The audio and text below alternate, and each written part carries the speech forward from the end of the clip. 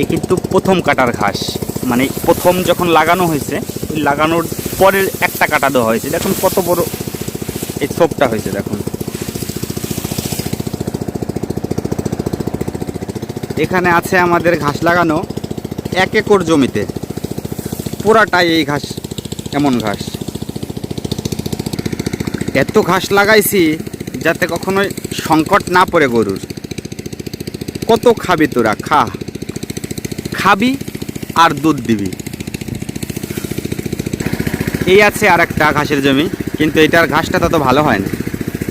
মানে যে ঘাসটা লাগাইছি তার থেকে না লাগানো ঘাসই এখানে বেশি, যেটা প্রকৃতি থেকে হয়।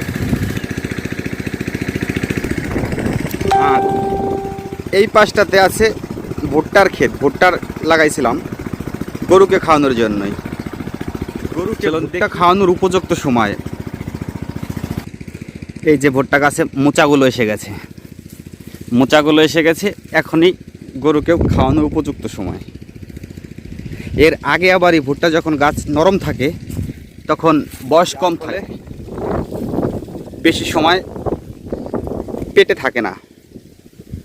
দেখুন কি সুন্দর মোচা এসে গেছে।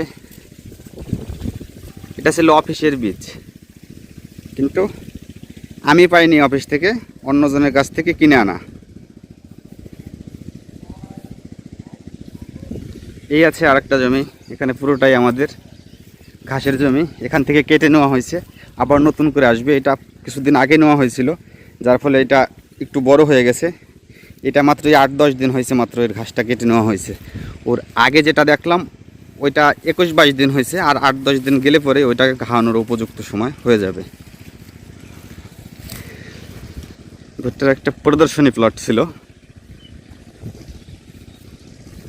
ঘাসটা কেটে নেওয়া হয়েছে 10-11 দিন।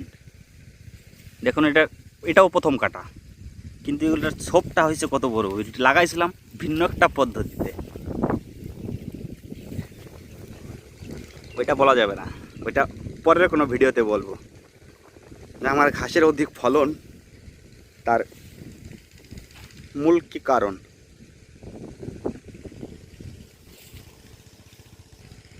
ওই যে আরেকটা দেখা যাইতেছে, ওইটা একই সাথে লাগানো। এটা কাইটে নেওয়া হয়েছে, ওইটা কাইটে নেওয়া হয় নাই। চলুন ওটা কাছ থেকে দেখি। একই সাথে লাগানো, কিন্তু এইটার অবস্থা দেখুন। কারণ এই একটাই সাথে দুইটা ফসল করতে গেছিলাম। সর্ষে ভিত্তিক মধ্যে থেকে কেটে নেওয়া হয়েছে, আর ঘাসটা রয়ে গেছে, কিন্তু সর্ষেটাও তত ভালো হয় না। সেটার সাথে এইটাও লাগানো হয়েছিল। এটা কয়েকদিন পরে কেটে নেওয়া হয়েছে, ওইটা নেওয়ার পরে এটা নেওয়া হয়েছে কেটে। এটা পানি দিয়ে দিছি, দেখুন এটার পানি দিয়ে দিলাম।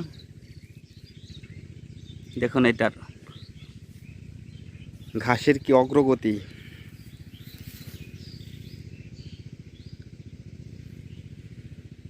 আমরা অনেকেই আছি একই জমিতে একসাথে অধিক ফসল চাষ করি।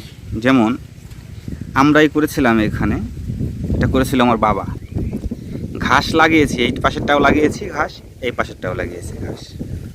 তাই আমার বাবা এইটার মাঝ দিয়ে আবার সর্ষে বুনিয়ে দিছে, ঘাসের ভিতর দিয়ে সর্ষে হয়ে যাবে এই আশায়। আর এই পাশটাতে আমি বুনাইতে দিছিলাম না সর্ষে। এই পাশের ঘাসটা দ্রুত বড় হয়ে গেছে, বড় হয়ে যায় এটা কাইটে নেওয়া হয়ে গেছে। আর এই পাশের যে এটা আছে, যেটার ভিতর সর্ষে দিছিল, না সবগুলো বড় হয়েছে ঘাসের, না সর্ষেগুলো ভালো হয়েছে, দুইটার কোনোটাই ভালো হয়নি। আর এই পাশটাতে আমি সর্ষে বুনেতে দিছিলাম না, শুধু ঘাসই ছিল একই, মানে ফসল। তো এইটার সবগুলো দেখুন কত বড় বড় হয়েছে। ঘাস এখান থেকে ঘাসগুলো বেঁচে আছে, কিন্তু খুব কষ্টে, মানে সর্ষের সাথে ওদের যুদ্ধ করতে হয়েছে প্রতিনিয়ত, যে পর্যন্ত শস্য আমরা কেটে না নিছি, যার ফলে ঘাসটা ভালো হইতে পারে নাই।